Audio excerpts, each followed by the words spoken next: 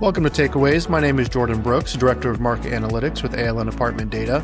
And this month's newsletter was called New Deliveries Moderate, but Supply Headwinds Remain. And the newsletter basically outlines our first look of the new year at the upcoming construction pipeline, the backlog of lease-up units that currently exist across the country, as well as expected deliveries for 2026, and how that sort of total effect of the new supply might affect market outcomes this coming year and into 2027. But one area that didn't really get touched on in the newsletter is markets around the country where new supply is actually expected to decline year over year. And so I wanted to touch on that briefly here today.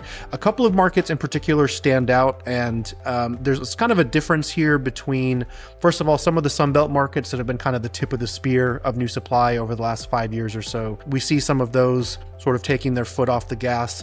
And then we also see some other markets around the country in regions that in general have not been leaders in new supply, where individual pockets, individual markets maybe have seen some elevated supply in recent years.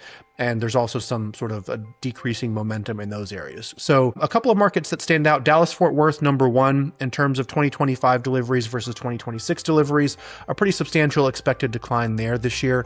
Another one would be Phoenix. You've got Atlanta, Houston, and Denver kind of rounding out those top markets. So again, all Sunbelt with Denver there in the Mountain West. Again, that's a region that's seen pretty elevated supply in recent years. But a couple of other markets I wanted to point your attention to: Columbus, Ohio.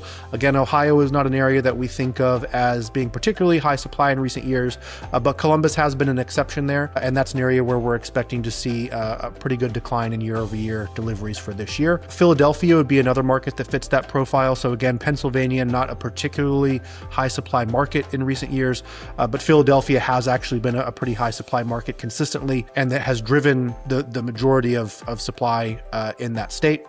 So we're seeing a reduction in that area as well.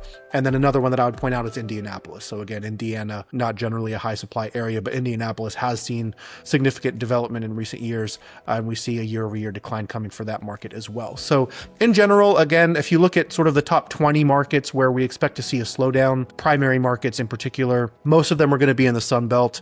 But again, you do have these pockets in the Midwest and the Northeast, even in California. San Diego would be an example where we expect to see a year-over-year decline. So it's not just a Sunbelt story. Nonetheless, as overall national deliveries come down in 2026 after a decline in 2025, that's going to be playing out across the country, most particularly, of course, in the Sun Belt. And with that, I'll just remind you to follow ALN on your social media platform of choice. Just search for ALN Apartment Data. You'll find us, and check our blog, alndata.com/blog, for additional content that we put up on a regular basis. I'll see you next month.